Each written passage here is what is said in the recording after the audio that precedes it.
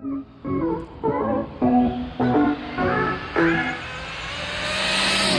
to bring out a quick update.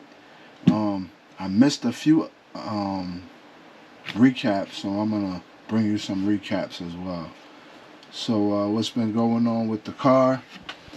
So first time out with the car, I had a good day, but I blew an ESC. Right, I went back out, learning the R1 still with a new car. So I went back out, and the second time I went out, I blew an ESC again. So I figured it was time to try to make sense of it. And I went another route, and it didn't work, and I blew another ESC. So I did some more research, and I started working on my tune in the ESC instead of with remote.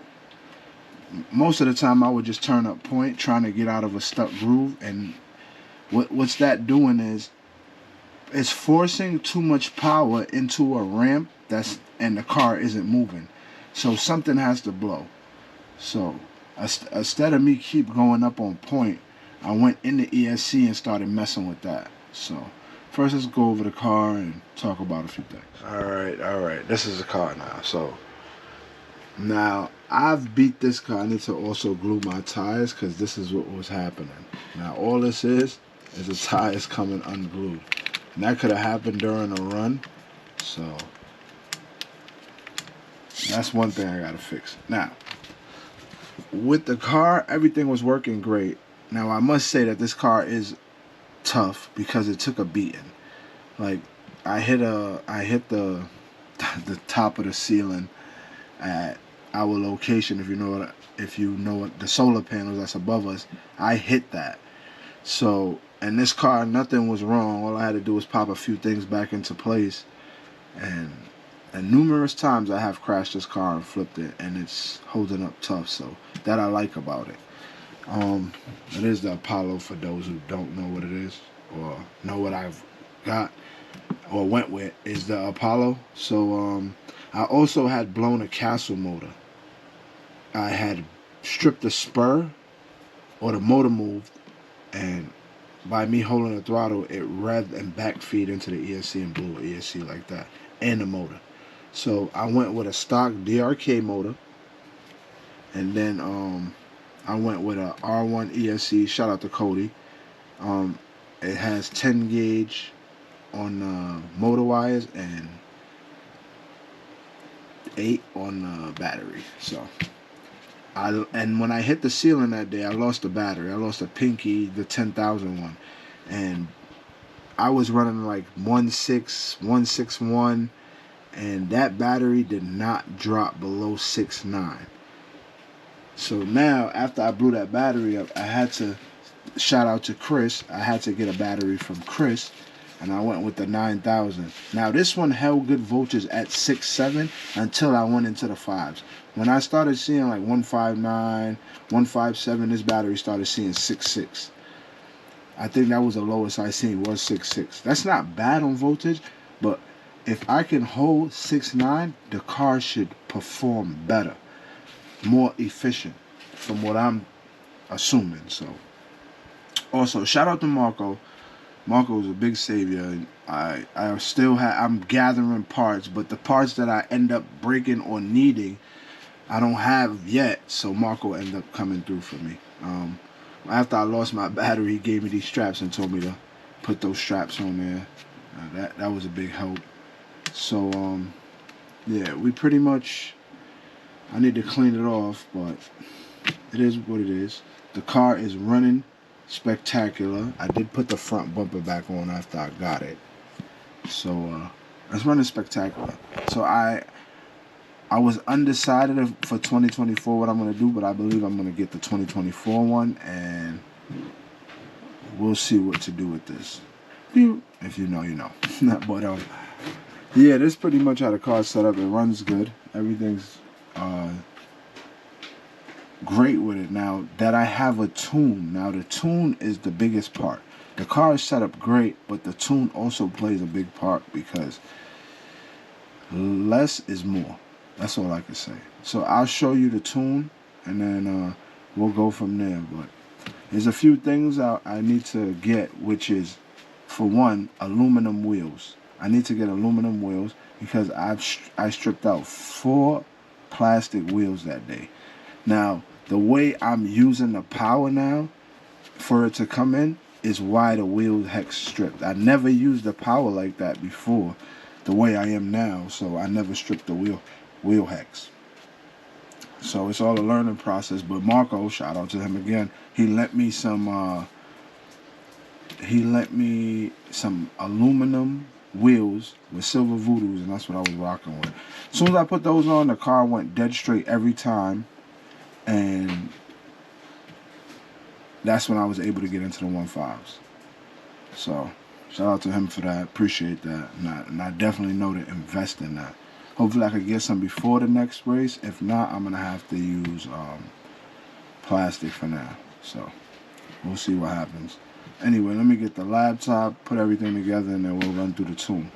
Now, also, me learning the R1 and trying to fight the track, it's very complicated, but that's something that happens during racing. So what I mean is, as the groove builds up, you need to all right, so one more thing.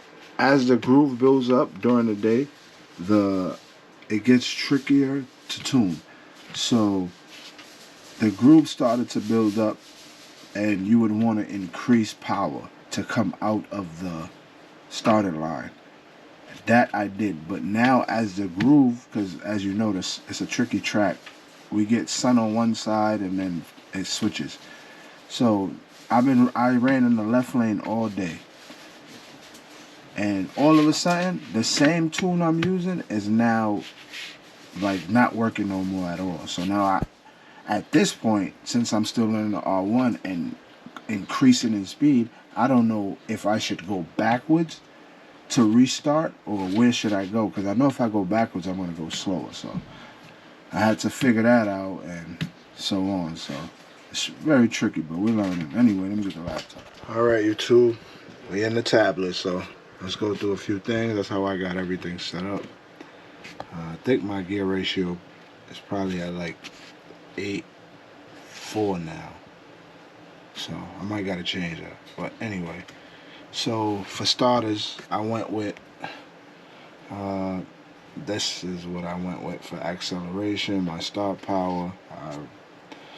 I explained this in another video why I use narrow. Anyway, I don't use none of the smooth rates or whatever. Maybe I should, I don't know, but this is the way it's set up.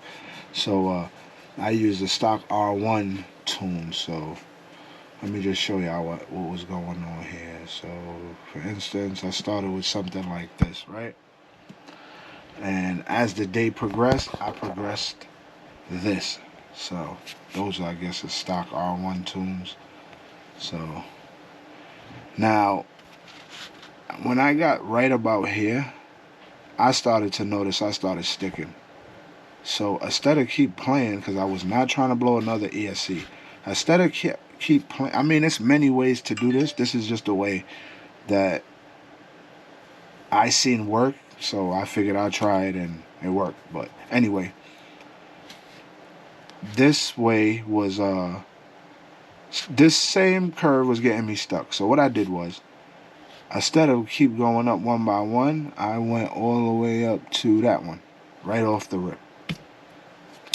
And as I did, I think that's when I ran a low ET, like a 161 or 160. But I already ran that, so with less of what I had in my remote. But I know I wasn't getting stuck no more. So now, as I was saying, the day progressed and the track got a little tricky. So this wasn't making it off the line no more. And I tried this about 3-4 times. So I came down in my remote, and it just wasn't working for some reason. And we were just about to get into the points race. So what I did was, I backed down to the one I was just on. Maybe that was 5, 4, one of those. But either way, I went from here, from the 9, because what it was doing was just snapping straight out the hole now. Now, I don't know, it was just running the same exact tune consistently, no problem. So now all of a sudden it started snapping. So I said, maybe this is too much. Let me try to finagle a little less and then add more to the remote. But I remember I was getting stuck around here. So I didn't want to go back to around there or there. So I figured I would just go right above it and maybe that would work. And it did. It got me down, and I think I was able to beat Benji that run. And I didn't want to go back in here to mess with this no more, so I figured I would just start tuning from the remote. And I left this how it was. But for me to get out the groove when it builds up, I need to bring that point way up there to do it. Maybe there's a trick where you could bring this point way up here and then have this one settle right back down and then come through. I haven't got that far yet, so I've just started playing with curves. Normally I would run something like that, a stock one, and it's probably just like that or linear. So now to have, something that makes sense, well, I can make sense of with the curve and putting the power down. So this is instant power. So if I put, for instance, if I put this dot way up here, that's where it's coming out on 88% power. Then it would drop to 34 and then build up again. Maybe I'll try that next time. Maybe I'll try just moving the first dot and leaving everything the same. If I see that my next step isn't getting stuck and it's coming out smooth, maybe I would just try to keep this up there just to get out and come right back down. And then maybe I can work, if I need more power, maybe I can work that dot up. I don't know. I'm learning here like anybody else. So it's something I got to try. But anyway, so that's what that at. The reverse functions, my brake is something that is a key that I had to work on. That's how I have everything for my brake. It's at 100 and everything else is in the remote. So I have it now. I have ABS on the remote, so I have it now stopping great. Like I can literally just hold the brake and it would come to a halt, which is great, not skiing or nothing. But if I turn up the brake just a little too much, it will ski or it will go crazy. So frequencies, I'm not sure about motor frequencies. I think it came on 8, so I just left it. But I don't know. If you know, if I go higher, does that hit harder or less? If I go lower, I'm assuming that's what the frequency is for. But whatever, skip that. So once again, let's shout out to Marco. So I used to run this. This was my auto throttle. I never ran this much turbo or boost, but that was my way of tuning. So Marco set me up like this, right? Threw a bass in there for me, and I started building it. So pretty much this is how I would start off. This is how I started off, should I say. And this pretty much applies the power where you need it. If you could do it however you want, but the way I'm doing it is I would keep going up in numbers until alright, so how I did it is I kept, if I went by ones or twos or whatever, I try to keep this line as linear as possible, smooth, should I say, as possible, and keep going up in numbers. So this line continues to build, but it stays linear. So it's nice and smooth, if you get my drift, and that's how I build. Like, that's just the way I'm doing it. So everything else is done in the remote. Once I finish here, because just for instance, this is without turbo, any of my turbo. I ain't even run this much turbo, but whatever.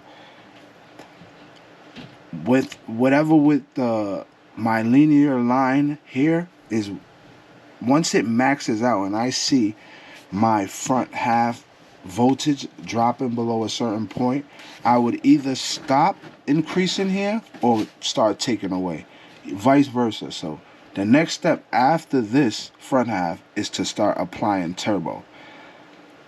All right, once you got the front half figured out, you should be able to just start applying turbo, but you're also watching voltage. So I'm watching my front half build, And then I'm watching my after I hit 100% in the turbo kicking, I'm watching how low that goes. So if I go to 30 and I see 6.6, 6.5, 6.4, then I'm probably going to take out turbo and probably put more in the front half. But I'm still learning this. This is something new, but this is how I'm tuning now. So shout out to Marco for that tip. I'm just pretty much building now. Everything is building and gradually getting on from there. I know I don't have a log because I didn't run a good last run. So let's see if I do. Maybe I do. So 6.9. 6.9 is what I seen. That's pretty much. I think I ran like a, I don't even know. I couldn't even tell you. 1.74. Turning down, trying to compensate once I brung down the throttle curve. But anyway, that's pretty much what I got right now, and that's what I'm trying to progress in. So y'all stay tuned. We got a race coming up this weekend. Hopefully we can have everything go smooth. So y'all stay tuned.